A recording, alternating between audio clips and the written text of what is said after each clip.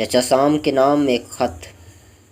31 Lakshmi mansions हार road Lahore, मोरखा 16 दिसंबर 1951। चचा जान अस्सलाम वालेकुम।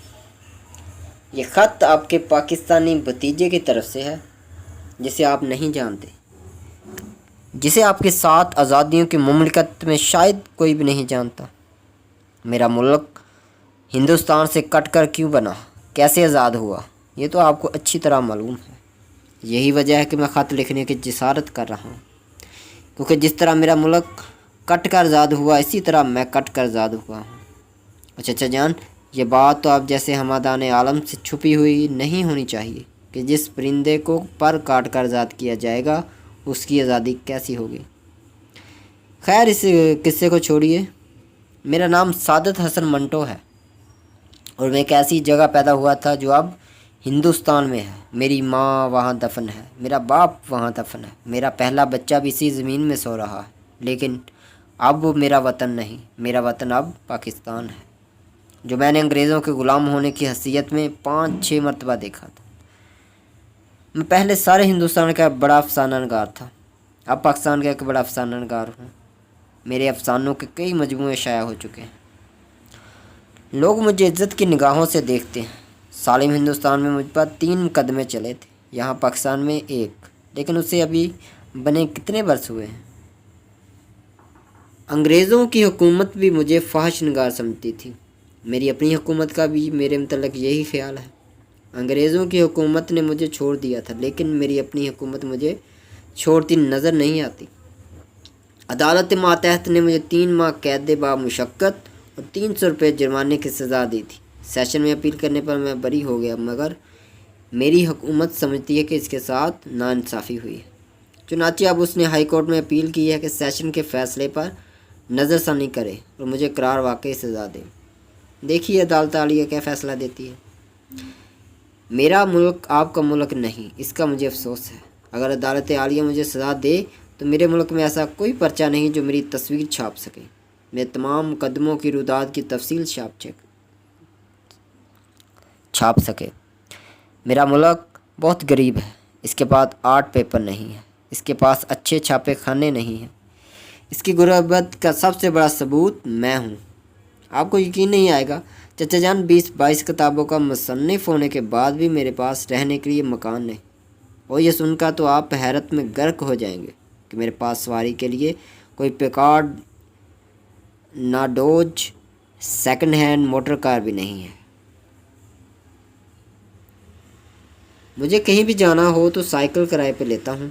अखबार में अगर मेरा कोई मजमून छप जाए और 7 रुपये फ़ी कालम के हिसाब से मुझे 20-25 रुपये मिल जाए तो मैं तांगे में बैठता हूँ और अपने यहाँ की कशीद करदा शराब भी पीता हूँ। ये ऐसी शराब है कि अगर आपके मुल्क में कशीद की जाए तो आप डिस्टिलरी को एटम बम से उड़ा दें, क्योंकि एक बरस के अंदर अंदर ही ये खाना ख़राब इंसान को नीस्त व नाबूद कर देती है। मैं कहाँ का कहाँ पहुँच गया। असल में मुझे अस्काटर कोल्डल को आपके ज़रिए से सलाम भेजना था। उनको तो खैर आप जानते ही होंगे। उनके एक नावल गॉड्स लिटिल एक्टर पर आप मुकदमा चला चुके हैं। जुर्म वही था जो अक्सर यहाँ मेरा होता है, यानी फहाशी।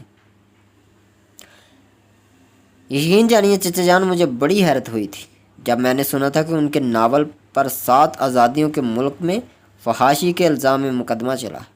आपके यहाँ तो हर चीज़ नंगी है। आप तो हर चीज़ का छिलका उतार कर अलमारियों में सजा कर रखते हैं, वो फल हो या औरत, मशीन हो या जानवर, किताब हो या कैलेंडर, आप नंग के बादशाह हैं। मेरा ख्याल था कि आपके मुल्क में तहारत का नाम फहाशी होगा, मगर चचा जान आपने ये क्या गज़ब किया कि भाई इस कार्टन कॉरिडोर पर मुकदमा चला दिया। मैं इस सदमे से मुतासर होकर अपने मुल्क की कशीद करदा शराब ज़्यादा मकदार में पीकर यकीनन मार गया होता, अगर मैंने फ़ौरन ही इस मुकदमे का फ़ैसला न पढ़ लिया होता।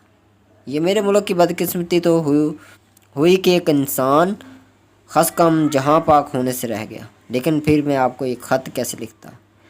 वैसे मैं बड़ा सादतमंद हूँ, मुझे अपने मुल्क से प्यार है। इंशाल्लाह थोड़े ही दिनों में मर जाऊँगा। अगर खुद नहीं मरूँगा तो खुद ब खुद मर जाऊँगा। کیونکہ جہاں آٹا روپے کا 3.25 سیر ملتا ہو وہاں بڑا ہی بے غیرت انسان ہوگا جو زندگی کے روایتی 4 دن گزار سکے۔ ہاں تو میں نے مقدمے کا فیصلہ پڑھا اور میں نے خانہ ساز شراب زیادہ مقدار میں پی کر خودکشی کا ارادہ ترک کر دیا۔ بھائی چچا جان، کچھ بھی ہو، آپ کے ہر چیز ملمہ چڑھی ہے، لیکن وہ جج جس نے بھائی جان اسکاٹن کو فحاشی کے جرم سے بنے کیا، اس کے دماغ پر یقیناً ملمہ کا جھول نہیں تھا۔ اگر یہ جج افسوس کہ ان کا نام نہیں جانتا زندہ ہیں تو ان کو میرا عقیدت مندانہ سلام ضرور پہنچا دیجیے۔ ان کے فیصلے کے یہ آخری سطور ان کے دماغ کی وسعت کا پتہ دیتی ہے۔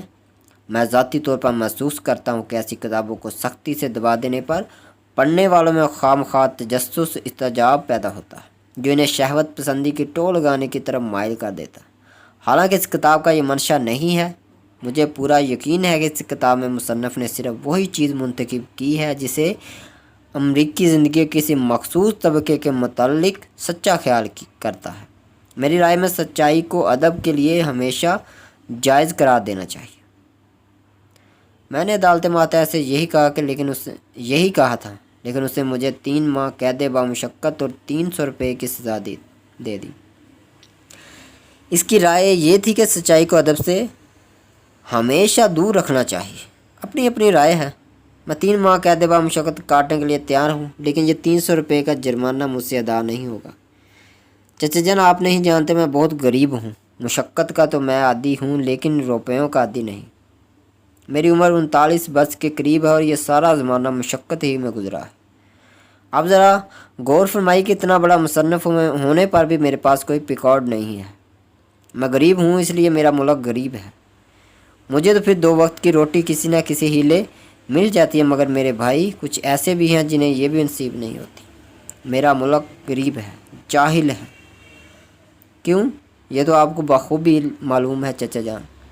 یہ آپ کے اور آپ کے بھائی جان بل کے مشترکہ ساز کا ایسا تار ہے جسے میں چھیڑنا نہیں چاہتا، اس لیے کہ آپ کی سماعت پر گراں گزرے گا۔ میں یہ خط ایک برخوردار کی حیثیت سے لکھ رہا ہوں، اس لیے مجھے اول تا آخر برخوردار ہی رہنا چاہیے۔ آپ ضرور پوچھیں گے اور بڑی حیرت سے پوچھیں گے کہ تمہارا ملک غریب کیوں کر ہے، جبکہ میرے ملک سے اتنی پیکارڈیں ہیں، اتنی بیوکے میکس فیکٹر کا اتنا سامان جاتا ہے۔ یہ سب ٹھیک ہے چچا جان، مگر میں آپ کے سوال کا جواب نہیں دوں گا، اس لیے کہ آپ اس کا جواب اپنے دل سے پوچھ سکتے ہیں اگر آپ نے اپنے قابل سجنوں سے کہہ کر اپنے پہلو سے نکلوا نہ ڈالا ہو۔ میرے ملک کی وہ آبادی جو پیکارڈوں اور بیوقوں پر سوار ہوتی ہے میرا ملک نہیں۔ میرا ملک وہ ہے جس میں مجھ جیسے اور مجھ سے بدتر مفلس بستے ہیں۔ یہ بڑی تلخ باتیں ہیں۔ ہمارے یہاں شکر کم ہے ورنہ میں ان پر چڑھا کر آپ کی خدمت میں پیش کرتا۔ اس کو بھی چھوڑیے، بات دراصل یہ ہے کہ میں نے حال ہی میں آپ کے دوست ملک کی ایک ادیب ایولین وولف کی تصنیف دا لاو ون پڑھی ہے۔ میں اس سے اتنا متاثر ہوا کہ آپ کو یہ خط لکھنے بیٹھ گیا۔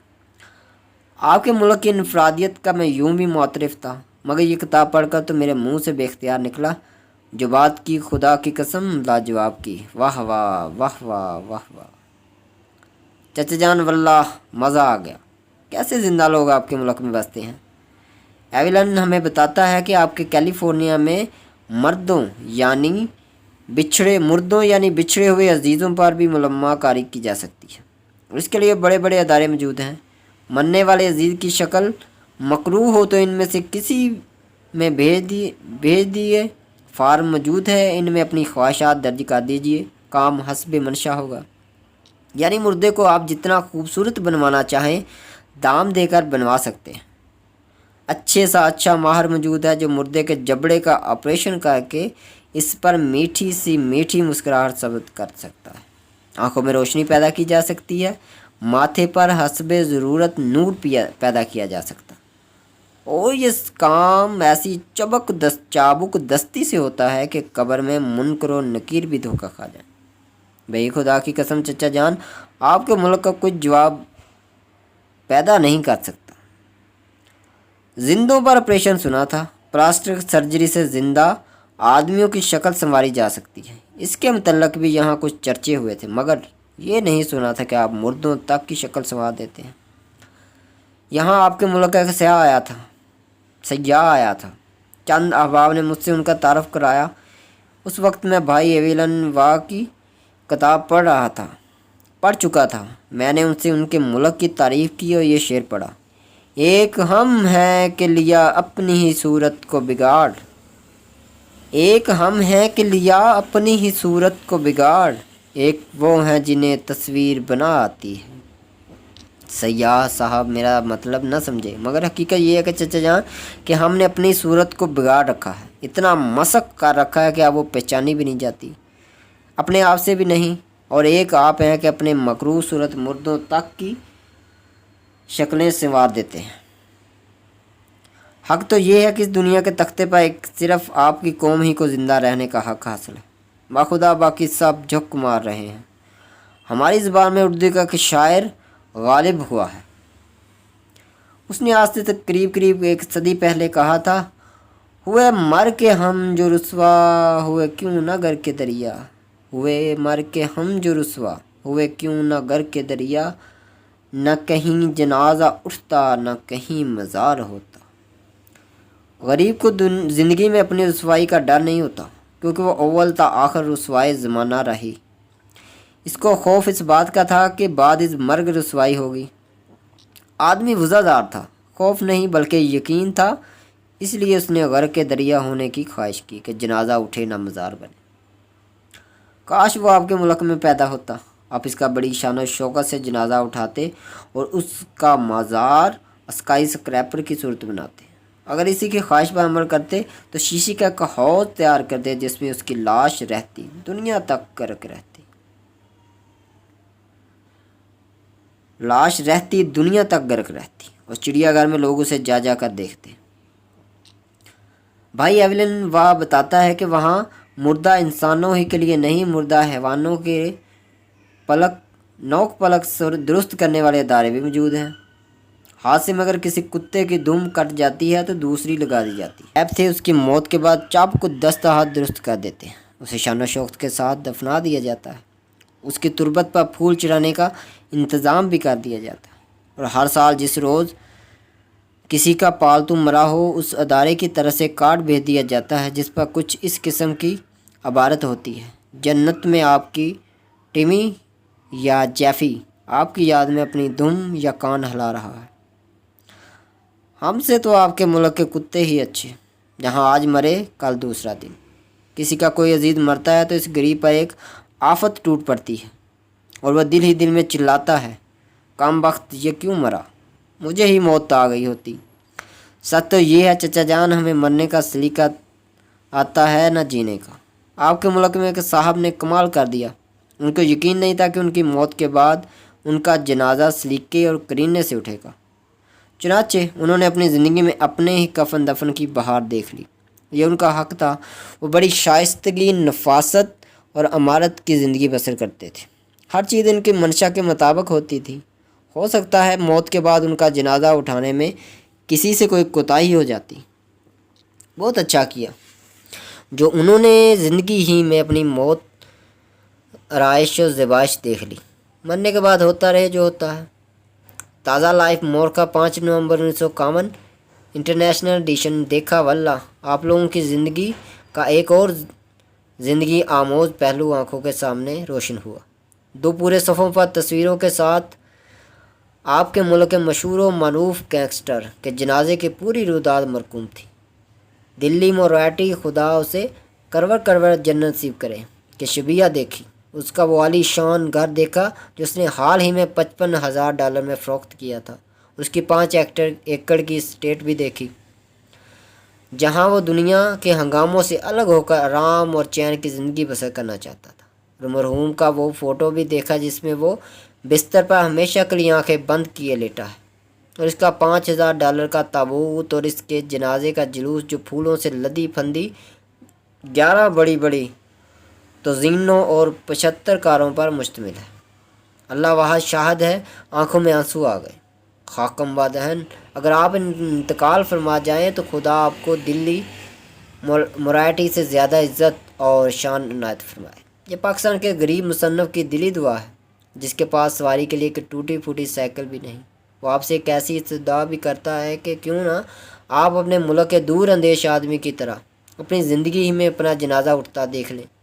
بندہ بشر ہے، ہو سکتا ہے کسی سے بھول چوک ہو جائے، ہو سکتا ہے آپ کے چہرے پر کوئی خط سنورنے سے رہ جائے اور آپ کی روح کو تکلیف پہنچے، مگر بہت ممکن ہے کہ آپ یہ خود پہنچنے سے پہلے یہ اپنا جنازہ اپنی حسب منشا عظیم الشان دھوم دھام سے اٹھوا کے دیکھ چکے، اس لیے کہ آپ مجھ سے کہیں زیادہ صاحب فہم و ادراک ہیں اور میرے چچا ہیں۔ بھائی اسکاٹن کوڈول کو سلام، جج کو بھی جنہوں نے ان کو فحاشی کے جرم سے بری کیا تھا، کوئی گستاخی ہوئی ہو تو اسے معاف فرمائیں۔ زیادہ حد ادب۔ آپ کا مفلس بھتیجا۔